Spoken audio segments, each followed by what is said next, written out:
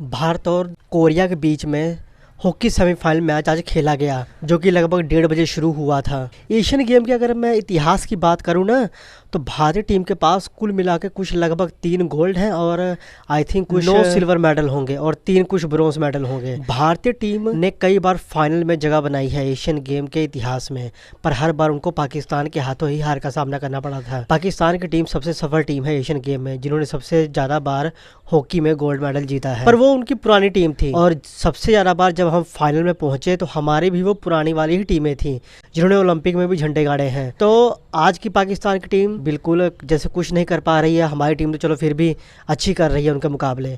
तो हमारे पास एक मौका था कि हम गोल्ड मेडल जीत कर सीधी एंट्री बनाए ओलंपिक में।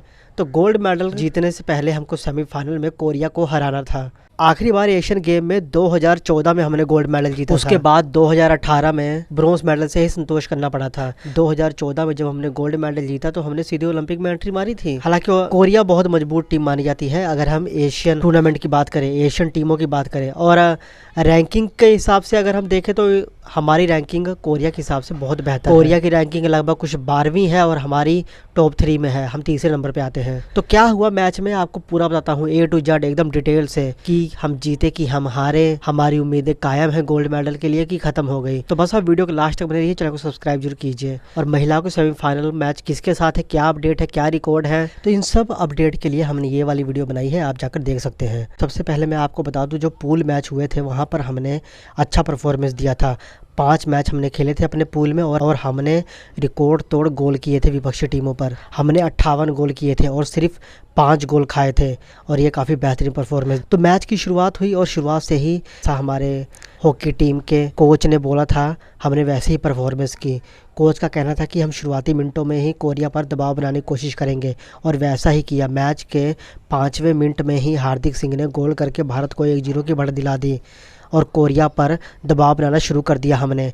अभी कोरिया सोच रही थी कि हम कैसे इस दबाव से उभरे, तभी 11वें मिनट में भारत के लिए दूसरा गोल हो गया। भारत के मनदीप सिंह ने गजब तरीके से, एकदम तेजी से, एकदम फराटेदार तरीके से गोल करके भारत की बढ़त को 2-0 कर दिया। 11वें मिनट में ही हम 2-0 की बढ़त बना बैठे थे। फिर धीरे धीरे गेम आगे बढ़ा। पहला क्वार्टर खत्म होने वाला था, पर पहले क्वार्टर के आखिरी मिनट में यानी कि 15वें मिनट में भारत ने तीसरा गोल दाग दिया। भारत जिस तरह से आक्रमण खेल रहा था, साउथ कोरिया के पास फिलहाल उसका कोई भी जवाब नजर नहीं आ रहा था, और ये गोल ललित उपाध्याय ने किया। भारत ने कोरिया के ऊपर जो प्रेशर बनाया था पहले 2 गोल से, उसका ही फायदा उठाया भारत ने। पहला क्वार्टर खत्म हो गया और भारत 3-0 से आगे था। जो उम्मीद हमने लगाई थी उसी तरह से हमने परफॉर्मेंस की, अपनी पूरी रणनीति के हिसाब से हमने परफॉर्मेंस की, और पहले क्वार्टर में ही विपक्षी टीम को बैकफुट पर ढकेल दिया, उन पर प्रेशर डाल दिया। दूसरा क्वार्टर शुरू हुआ, साउथ कोरिया का मैच में पहला गोल सामने आया, जो कि पेनल्टी कॉर्नर के जरिए आया था। इस तरह से अब स्कोर 3-1 हो गया।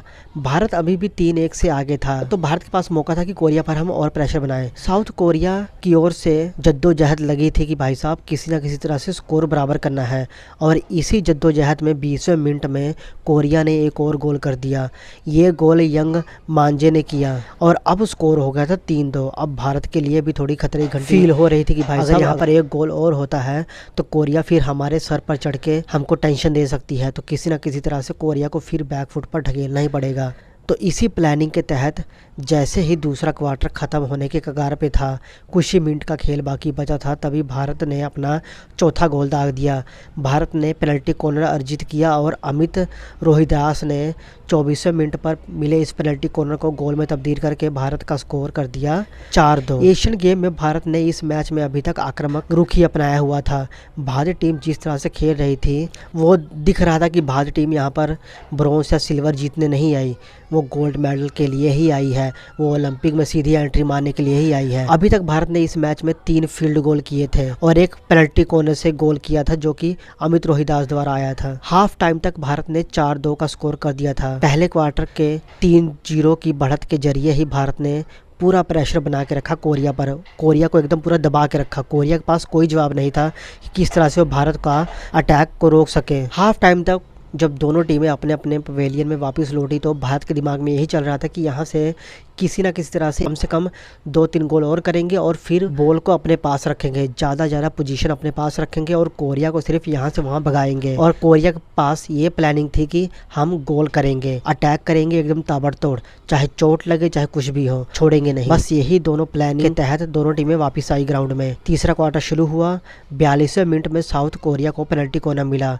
यंग मांजे ने एक बार फिर साउथ कोरिया को निराश नहीं किया और स्कोर 4-3 कर दिया। अब भारत के करीब पहुंच रहा था कोरिया। भले ही भारत के पास एक गोल की बढ़त थी, पर भारत ये जानता था कि साउथ कोरिया किसी वक्त भी पासा पलट सकता है। तीसरा क्वार्टर खत्म हो गया और स्कोर 4-3 ही रहा। तीसरे क्वार्टर में भारत की तरफ से कोई भी गोल नहीं आया, तो जो प्लानिंग कोरिया करके आई थी उस पर वो सफल हुई और भारत को रोक के रखने में सफल रही। पर चौथे क्वार्टर में भारत ने कुछ अलग सोचा था।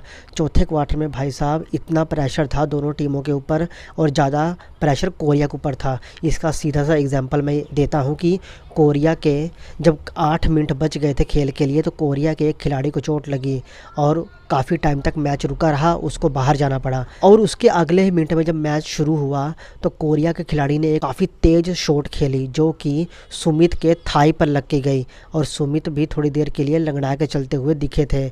इसके 2 मिनट के अंदर ही भारत के खिलाड़ी जब गोल करने के लिए आगे बढ़े तो कोरिया के 2 खिलाड़ी उनको रोकने के लिए आगे बढ़े और गोल को तो वो ना रोक पाए, पर दोनों खिलाड़ी आपस में भिड़ गए, जिसके कारण एक खिलाड़ी को गहरी चोट लगी और उसको भी स्ट्रेचर पर लेट कर ग्राउंड से बाहर जाना पड़ा।